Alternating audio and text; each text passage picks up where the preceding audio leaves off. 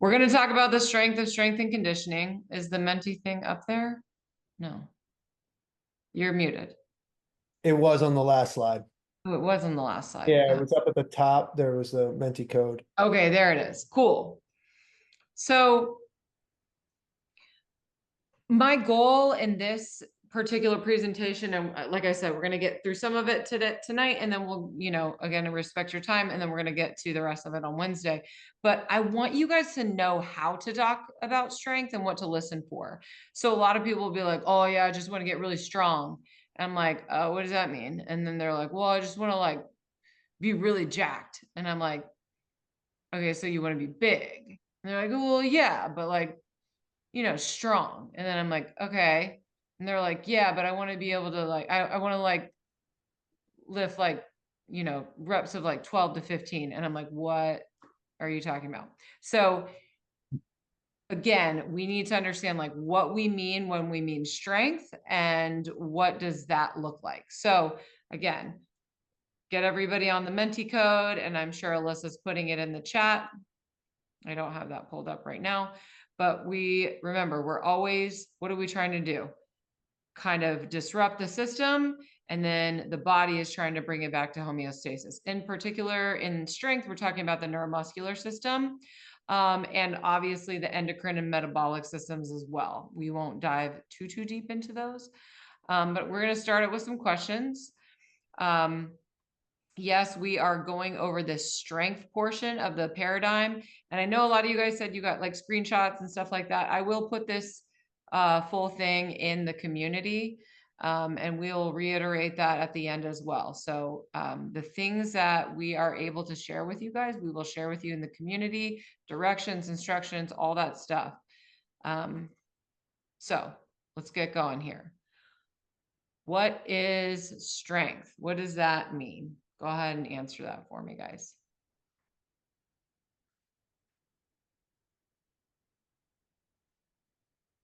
All right, we got resilience, real big. One person's answered. No. Resilience, durability, ability. Okay, I've got to move this screen so I can see all these answers. There we go. Power, force, fortitude, endurance, bodybuilding, okay. Powerlifting, okay. Ability to move something. Move something. I mean, I could roll a ball. Is that strength? Carry the load, show up. 1 rep max. Okay, now we're talking about hypertrophy. All right. So some of the bigger words I'm seeing here are resilience, force, power, endurance, ability, resistance. Okay. Ability to resist, right? That's strength. Amount of force produced. I like that. That one's a small one. Capacity to exert force. So a couple of you guys are saying that. Ability to perform work. Work connotates a distance if we're talking about physics. So moving weight over a distance. Toughness, consistency. Okay, cool. Awesome. I like all these answers. Okay. Next, we'll move on. What is the strongest muscle in the body? If we know what it means to be strong, what is the strongest muscle in the body? People always say the brain, mind. The brain isn't a muscle, you guys. It's tissue, but it's not a muscle. Sorry. But I understand the like metaphorical context of that answer. So not wrong, right? Okay, we've got tongue, heart, quads, cardiac, heart, tongue, brain again. Femur's a bone. Technically the masseter in relation to its size. Okay, we're talking about technicalities. Am I drawing on the screen right now? Is that me? Heart, brain, The one you train the most, hilarious. Tongue, somebody went for it, ass, glutes, jaw. Your jaw is your, is a bone, but maybe you're talking about your masseter. Quads, legs, glutes, glutes, glutes, glutes, glutes. Cool. All right. So again, right. So I think some people gave some qualifying statements there. So I like that. So the glutes, largest, probably generate the most force, chief anti-gravity muscle, right? That's what keeps us upright. Right. Otherwise we would just be bent over at the waist the whole time. So yes. Cool. Glutes are at one of the strongest muscle in the body. Somebody said the masseter and somebody else said the jaw. You meant the masseter muscle, right? Based on weight, you can get about 200 pounds of force through that thing, and it's tiny, right? Just because of the leverage and what you have in that, you know, the setup of how that muscle's set up. Heart is working in our body, right? That pumps about 2,500 gallons of blood daily. Yeah, so strongest in terms of like, okay, this thing is conditioned, it goes and goes and goes and it doesn't quit. People would argue the muscles of the uterus, right? Giving way to human life. That's pretty strong. But so I'm trying to get you guys to think of this in terms of like, there's no one muscle and there's no muscle that works in isolation, right? And when we're asking questions like this, right, or we're answering questions like this, we need to be able to answer and ask intelligently. So like when people come up to you and they're like, are kettlebells good? You can be like, good for, like, what are we talking about here? Because a lot of people will just say this like kind of you know, question that doesn't really give way to any sort of relativity or context. And then you're like, well, kettlebells are amoral, right? Not there's no like good or evil, right? With kettlebells, they're not trying to kill you in your sleep.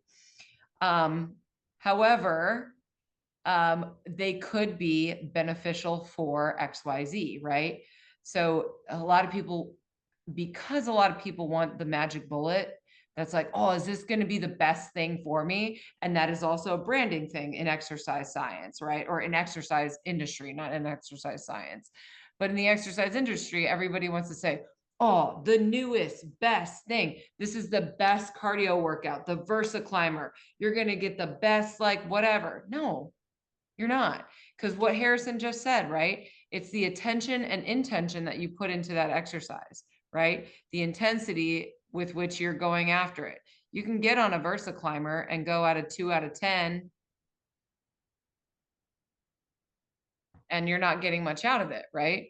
But if you smoke that thing, and the VersaClimber is always gonna suck, just like the Jacob's ladder or anything else that's sort of propelled like that, where you're like, I gotta keep going. But you can smoke it for 10 seconds and be completely ripped, right? So like there are different things that ways to ask and answer questions. I just want you guys to sort of start to be aware of so that you are asking and answering things more intelligently as it pertains to strength. So let's pop over. Let me pop over into this other presentation really quickly. Okay. So presentation mode, ready to go. Ready to go. It's so slow tonight. It was wild. You guys are breaking the internet with, I think, record numbers. Do we have record numbers tonight? Wild. Good job, guys. Way to show up. Start slideshow. Come on. We can do it. There we go. So we asked these questions. What does it mean to be strong? What is strength? What's the strongest muscle in the body?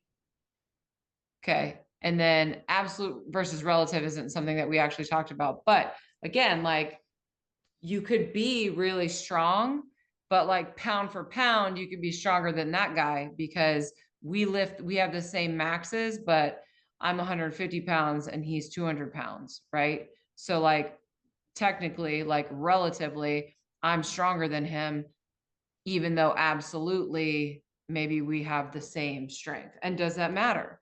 Maybe it matters in a sport that's a weight class sport. Maybe it doesn't matter in the absolutes of like, the guys that I work with on a daily basis on the battlefield. It's like, okay, well, 200 pounds, bro, pick it up, So thinking about when is absolute strength an actual thing that we want to worry about, or is relative strength something that we want to worry about? Like in sports like basketball, where you're not really, well, I shouldn't say that. You are catching a lot of contact, but at the same time, like you're ambulating yourself and this little ball down the court, right? You're not doing, and you being in control of your own body is really more about relative strength, right? And you being able to jump is really more about relative strength to your body mass, right? So thinking about some of those things, do we want those athletes to be absolute tanks and huge, right? Same thing with a soccer player versus a football player versus a hockey player, right? So those are the things that we need to think about. So instead of saying strength as a general thing, I want to think about the muscular adaptation that we're trying to elicit according to the training goal. So I'll talk about 4, and we're going to go way deep into these later on, especially when we talk about programming. So hypertrophy refers to an increase in size of the muscle. This is not always concurrent with a huge increase in strength. You will see an increase in strength, but it will be moderate as compared to if you were doing actual like strength force training in order to create more force. Okay. Hypertrophy is not going to, and we'll talk about this later, we're not going to be pushing max loads. We're going to be pushing stuff that we're going to be able to move like 8 to 12 times, right? So that is not a maximal load if I can do it 8 to 12 times. Strength, and when we talk about like pure strength, our increase in force output regardless of time, right? So if I'm trying to bench press and it takes me 5 whole seconds to grind that bench press out and get my arms all the way locked out, I don't care about the time, I put out that force, right? So that's what that is what we actually should mean when we're talking about strength or force output. And then power, some of you guys said power. Power is actually an increase in force output expressed over a shorter amount of time. So can I push that weight up a lot faster? Can I explode up and jump up faster? Can I pull a bar up and get under it and catch it in a clean or a snatch? Can I do that fast, right? I can deadlift way more than I can clean, right? Because I deadlift very slowly because that's a grind. That's total force output regardless of time. That's strength. Power has a speed component, right? So again, when we're talking about these things, oh, he's really strong. He's fairly strong. He's very powerful, right? Oh, he's huge. He must be really strong. Maybe he's just doing hypertrophy. And guess what? If you've seen like some of the strongest people in the world, they're probably a little bit smaller, a little bit more compact, a lot more neurological adaptation than someone who is a bodybuilder, for instance. And then we've got muscular endurance, which is another muscular quality that we can train to. This is going to be lower force output expressed over a longer period of time. So we're talking 12 to 15 plus reps here. So again, that's going to be lower load, lower force output, and we're going to express that over a longer period of time. All right, so again, instead of talking about strength just like as a general concept, I want you guys to start thinking about it in terms of muscular adaptation, hypertrophy versus strength versus power versus muscular endurance, and talking about those things intelligently in terms of like what we are actually trying to elicit. Okay. Earlier, we defined core.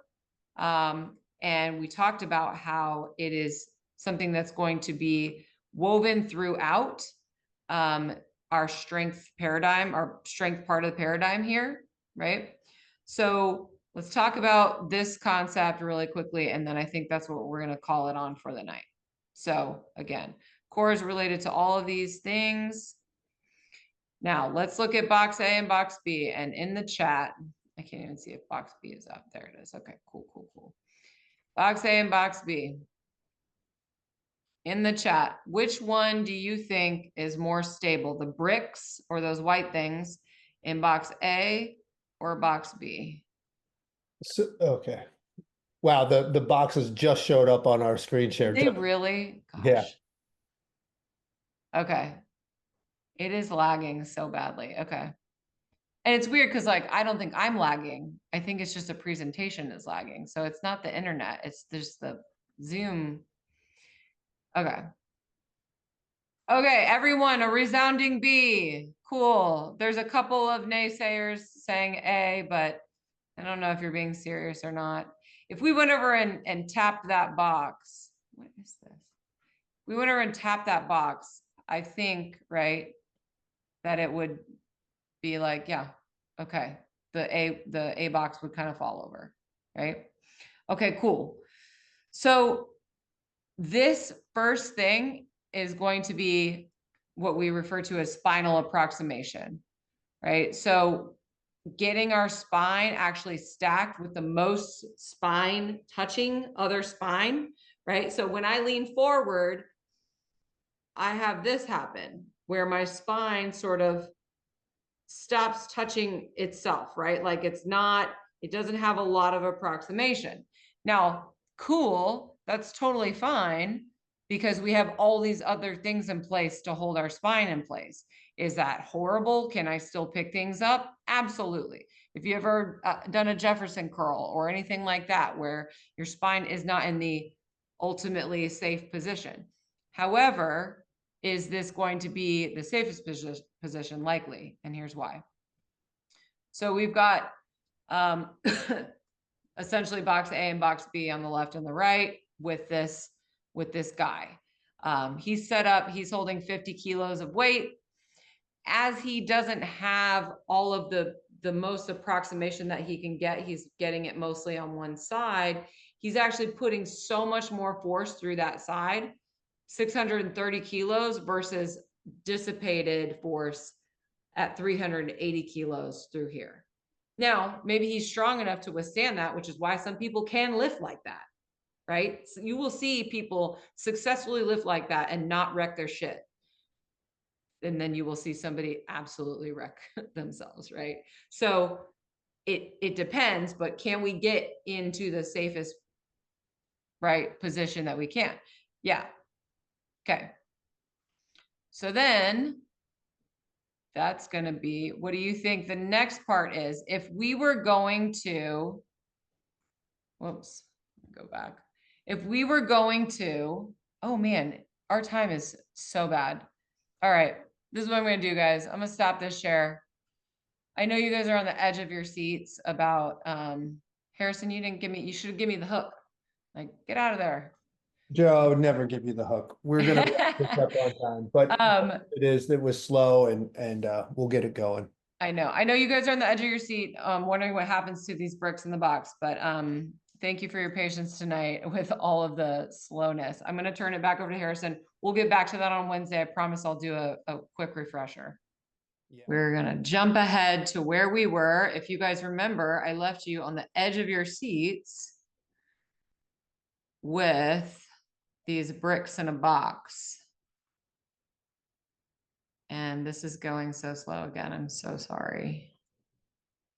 I tried to present from that page and it worked in the thing, in the practice, and then it didn't work here. Okay. Almost there.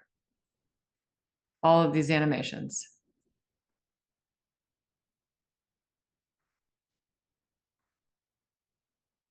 All right, so we were talking about how core is woven throughout all of the things that we do in strength. And then we talked about how box A on the left, everybody sort of agreed. Can we see the boxes, Harrison? Okay.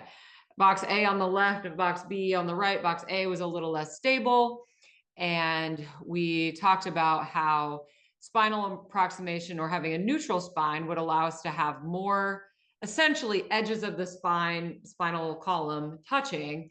And that's going to help dissipate force, as we talked about in this particular diagram, where we're guy on the box A guy on the left is lifting 50 kilos and box B guy on the right is lifting 50 kilos.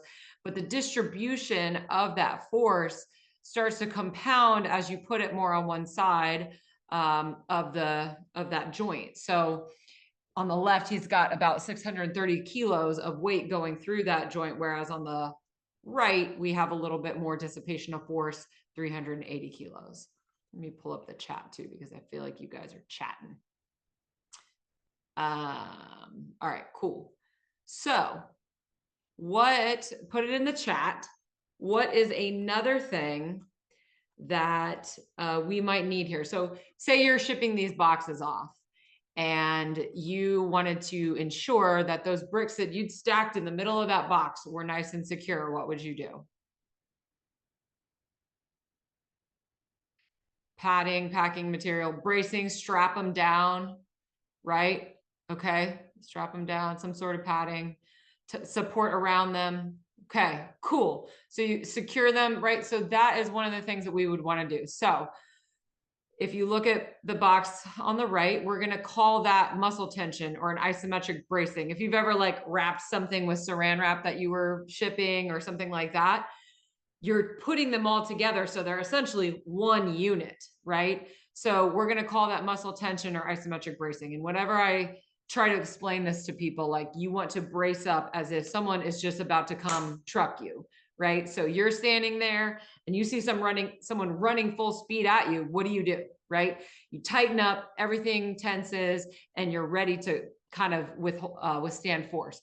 And that's something I want you all to think about as you are lifting weights. That weight is imposing on you, right? So a lot of times we're like, oh, we're lifting the weight, right? But if you think about it, with the help of gravity, that thing is imposing on you in some direction or force vector, right? And a lot of times it's on our back, say that barbell or the deadlift that this guy is doing, right?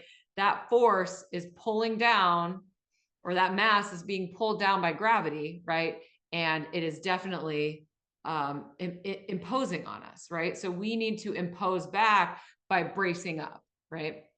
All right, third thing, and some of you guys already said it, Ellison said it, but right, the third thing that I would add to this box in order to make that a little bit more stable, right, is bubble wrap. So as we add bubble wrap to the box, it becomes a little bit more stable, right? And so what we're going to call that is the Valsalva maneuver. And if you're unfamiliar with the Valsalva maneuver, what it is you are getting in a chest full of air, and then and then kind of forcing out against a closed glottis. So you're not actually letting that air out. You're getting that chest full of air, filling up your lungs so that the space inside your abdominal cavity becomes less. There's less like room for movement in there because it's being taken up. It's like if you have a 2 liter full, right? You can't squeeze it, but if it's empty, you can crush that thing, right? Or if it's half empty, you can crush like the top part. So getting that chest full of air, you're trying to have high intra-abdominal pressure. So all three of these things work. Now, another way that people will kind of increase that intra-abdominal pressure is what? You can drop it in the chat.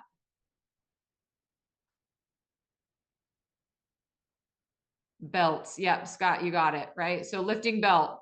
So that lifting belt is also going to decrease the amount of space that's in your thoracic area, right? Your abdomen. So you've got higher pressure. When you squeeze on that bottle, say that like quarter empty 2 liter, even if you squeeze on it some, right? That's still increasing the internal pressure. So what that does is it acts like bubble wrap. It essentially holds that spine in place a little bit better than it would if you were not doing any of these things, right? So now, any one of these things could be enough on any given lift, right? But why don't we try to make it as good as we can and do all three? Now, do we always have to have full spinal approximation in every lift? Ever heard of a Jefferson curl? If you haven't, look it up. No, you're not going to have full spinal approximation. Are you maximally loading that thing? Also no, right? When you reach down and pick up some trash off the floor, are you expected to have a perfect neutral spine? I don't know if you guys follow, I think his name is Beard the Best You Can Be or something like that on Instagram, but he like does all these parody videos of like, if we lived how we worked out, and then he like reaches down and like closes the dishwasher, and then he's like, nope. And then he like gets in this perfect posture squat, squats down, lifts up the dishwasher as if he's like cleaning it, and then shuts it. So it's like kind of silly. Like we don't always have to be in that position, but when we are imposing upon ourselves with a lot of weight, right? Maximal weight, we don't want to be like floppy and messing around, because that weight is imposing on us and it's going to do something to our body if we are not doing something back. All right. I see a few questions in the chat. I will answer them. So Thomas, can you unmute yourself? I don't know how much time we have for questions today, guys. So like be on it, be quick with it. What's up, Thomas? Real quick, is the Valsalva maneuver the same as holding your breath? It's slightly different. So the Valsalva maneuver, you're actually kind of pushing out. It's really hard to demonstrate and it's really hard to teach because you have to feel it, but you're pushing out against a closed glottis. So you're closing your throat and like that, like kind of pressing against it, which is increasing that. Like I can just hold my breath, but then also I can let air like release out. You're trying to not let any air release. Good question. And then Steven, you had a question? Yes, ma'am. Actually, Mr. Thomas just asked the same question I had, because I was always Perfect. told to exhale as you press, like chest press, exhale out, hold a second, and then inhale as you brought it back down to your chest. So I had actually the exact same question. Yeah, and that's not wrong. A lot of times what I will do is have people Valsalva before they go into their rep. And really mostly only on like higher maximal, like lifting 80% and more. Depending on the movement. If it's like a high moment, like really long lever moment arm movement, like a squat or a deadlift, like a straight bar deadlift or something like that, I'm going to have them Valsalva on every rep or every other rep, depending on like how their like breathing is and if they're not going to pass out. I can usually get 2 reps in of a squat before I need to breathe again, depending on the load, right? If it's really high load, I might have to reset every time. But breathe in, chest full of air, hold, get through the most disadvantageous portion of the lift, which will be the part where the moment arms are longest. So like as I'm standing up, this is my body standing. I have 0 moment arm because my whole body is in line. There's no torque on any joints. As say this is my head and this is my hips. As I go into my squat,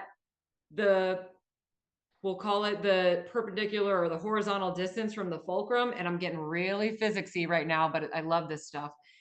The horizontal distance from the fulcrum to the weight, right? Because the weight's on my shoulders, or I said this was my head, but say this is my shoulders or this is my shoulders, whatever. That perpendicular distance is getting longer. And that means more torque at that lower back. So as I do that, I'm in a disadvantageous position, right? So the bottom of the bench press, the bottom of the squat, the bottom of the deadlift, all most disadvantageous biomechanically, right? Physics wise, you have long moment arms, and that means really a lot of torque on any fulcrum or angle, joint angle that is bent essentially. And so as you stand up, as you get out of that disadvantageous position where you feel like pretty strong, that's where I would say to start letting that weight out. And then you're up at the top again, you're in your stacked advantageous position, and then take another breath. right? So it's hard to demonstrate on Zoom, but that is kind of the idea. Those are great questions, guys. All right, so moving on. Again, how is the core related to this, right? We have that bricks in a box situation, and now we're trying to go into the movements, right? So these are the general movements that you might see when you're looking at exercises or drills, right? So you've got, and we think in terms of movements, not muscles. So when we're talking about sports performance, we don't want to be like, oh, it's chest day, right? That's a very bodybuilder way of doing things. And yes, you can bro out and bodybuild every once in a while and do all those things. It's bis and tris and whatever. But when we're talking about athletic movements, what we want to do is focus on the movement rather than the muscle, right? It might be a squat related or a posterior chain, right? So posterior chain being everything in the back from calves to traps, right? Unilateral leg. So we've got unilateral lower stuff, which, we've got a whole bunch of different things like that. Upper press, upper pull, and rotary stability. So let's dive into those just a little bit more. All right, so first one, squat related. Yeah, get that GHD out for sure. GHD is one of my faves. All right, so we've got squat related. So in the chat, what do we got for squat related? Tell me. Give me all the squat relateds. I'm going to try to move the screen so I can see you guys and my screen. Squats, very good. Air squat, goblet squat, all variations of squat, RDLs. RDLs, I wouldn't call them squat related. People can fight with me on that. Overhead squat, deadlift could be squat related depending on the implement that you're using. And it's also related, I guess. Box squat, press, I'm not sure about that one. Sumo, squat thrust, hack squat, split squat, half squats, iron mics, leg press, Zercher, single leg squat, split. Yeah, sumo. Okay, cool. Wait, there was a question in there. Where did it go? Lunge. I would put in a different category, but we will continue to talk about that. So squats. Squat related is going to be hips, knees, and ankle initiate the movement by flexing simultaneously. So you're going to get triple flexion at the ankle, knee, and hip, right? Goblet squat, back squat, front squat, and a lot of the different squats that you guys listed, right? Pulse squat. Oh, you hate yourself, Andre. Yeah, that's the worst. Or double bounce squats. I don't know if there's any Olympic lifters on here, but I had double bounce squats in my double bounce front squats in my program the other day, and I was like, why? I hate this so much. Hurts so good. All right, posterior chain. What do we got, guys? List it out for me. Oh my gosh, John, single leg TRX pistols. RDL, yeah. Bench, not as much. Nordics, if you're talking about bench press. Reverse hypers, deadlifts, good mornings. Stiff deadlifts, GHD, hamstring curl. I don't know about shrugs unless you're doing a clean shrug or something like that where you're actually doing a baby RDL first.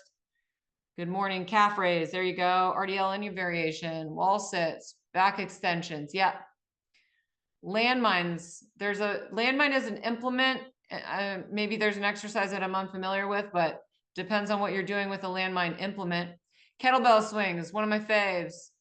Pull up, sure. Yeah, we got a lot of back going on in that. RDL, what does RDL and GHD mean? Great question. Romanian deadlift. So it's a hinge at the hip with a slight bend in the knees. So it's not a true deadlift because you're not moving your knees.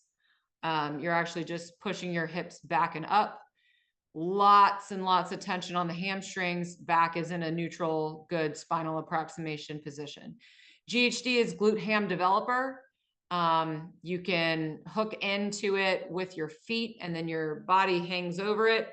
And then you'll do a back extension type thing, or you can do a back extension into a full leg curl, which is what a glute ham raise, true glute ham raise is. very difficult exercise. Not a lot of people can actually do one properly. Yeah, leg curls, hamstring curls. Good, guys. I like all this. Oh, whipped out the IYT. Oh, there you go. Aaron put a picture of a GHD in the chat. I love it. Nice job, guys. All right, so posterior chain is going to be hip hinge dominant, right? Where we have a deadlift, Romanian deadlift, hip thrust, anything like that. I'm surprised maybe somebody said hip thrust. I'm like scrolling through the chat so fast. All right, what do we got for unilateral leg?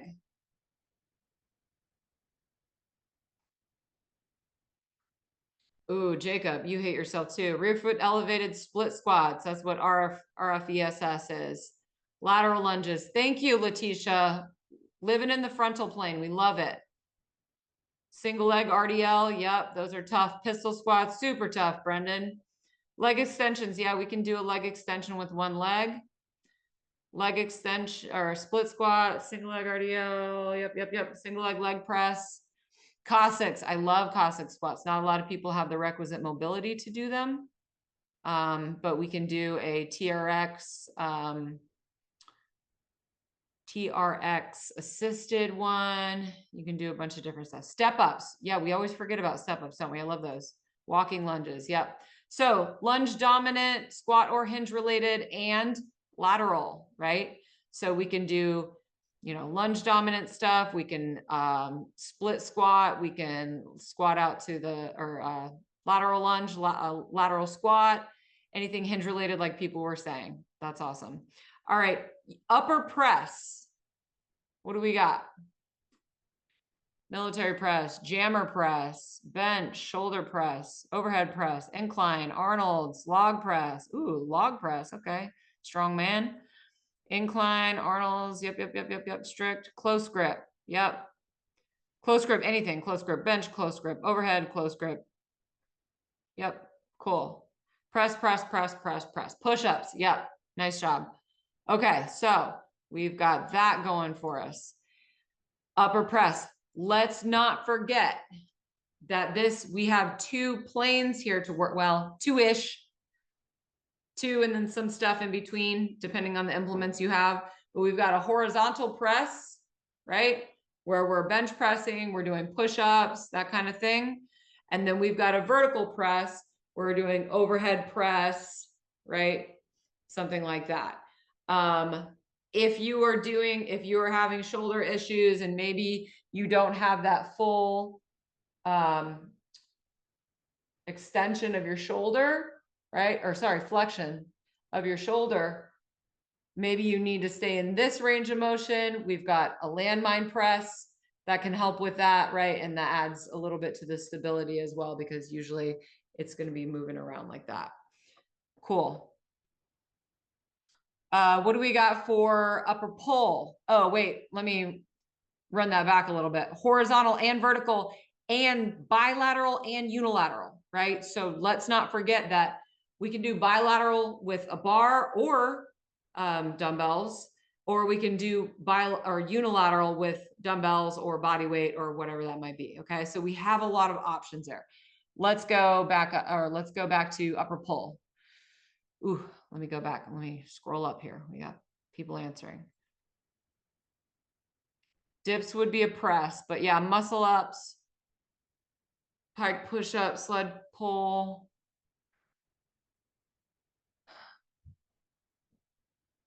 Sled pull. It depends on how you intend it to be, because that could be a lot of just leg. Or if you have a sled pull row, you can row it in. Or if you're just like really locked in with that upper back, you could call that a pull. Rack pulls, I love it. Rows, lat pulls, lat pull down. Resistance bands, that's an implement. So let's think about like what we're doing with those resistance band. Dumbbell pullover. I love a dumbbell pullover, and people don't do them. It gets your serratus like no other. Toes to bar, sure, yeah. Yes, yeah. Renegade rows, snatch. Yeah, there is a pull in the snatch, so we could call it that a little bit, but the snatch in and of itself is usually, if you're doing a dumbbell snatch, I would call that more of an upper pull than a barbell snatch. Same thing with a clean. I would call it more of a dumbbell one would be more of that. Olympic lifts are a little bit different. They've got a lot of stuff going on, so they're so complex. Pull up, cedar row, pull, pull, pull, pull, pull. Cool, awesome. Yes, so we have upper pull, any of those types of things. Anytime you see something called a row event of any kind, that's going to be an upper pull usually. We've got also horizontal, so you'll notice when I'm like, if I'm just on Zoom, am I pressing or am I pulling, right? That motion looks very similar, right? Am I pulling myself up, right? Or am I pulling something to me? Or am I pressing something away from myself? That's all that same motion. And then we've got the same thing here where I'm doing a pull up, right? Or I'm doing a press, but we're just like doing those push pull opposing muscles. And we can do that unilaterally as well. Good. Triceps would be included. A curl would be a pull, and triceps would be included more in the pressing because triceps extend the elbow. Cool. Awesome. What about rotary stability? What does that even mean? Anti-flexion, anti-extension, wonderful. Anti-rotation, trunk twist, planks with rotations, rotational med ball throw, pal off presses, chops, Russian twists. Yep, cool, cool, cool. Exactly, you guys. So we got rotary Kegels even. Yeah, I would argue. Rotary stability, contralateral movement and rotation. I would even put sprinting in there, okay? Because of all of the action that happens at the pelvis this way and this way when you sprint, and the contralateral arm action that has to happen in order for you not to just fly around like this. You're getting a lot of, you should be, if you're sprinting properly and you're holding your core in tight, you should be getting a lot of like oblique action in there. Med ball, rotary toss, all that stuff. Cool. Awesome. All right. So now we're going to move into specific. Oh, let me just talk really quickly about the planes of motion. So we have to talk about this a little bit just because I was already kind of touching on it and some of you guys may not be familiar. So the transverse plane cuts the body in half. Let me whip out my piece of paper here. Cuts the body in half, front to back. Oh, I'm sorry, not front to back. At the waist, right? And so you rotate on the plane. So there's a vertical or a perpendicular axis through the plane, whichever way you're going, and it rotates about that axis. So I'm going to try to give you guys an example here. So I've got my piece of paper. It's in the transverse plane. It rotates like this. So in the chat, what's an exercise that we might be in the transverse plane for?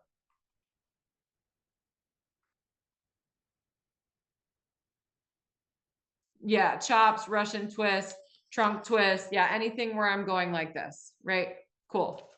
Frontal plane cuts the body in front and back, right? So straight down the center like this.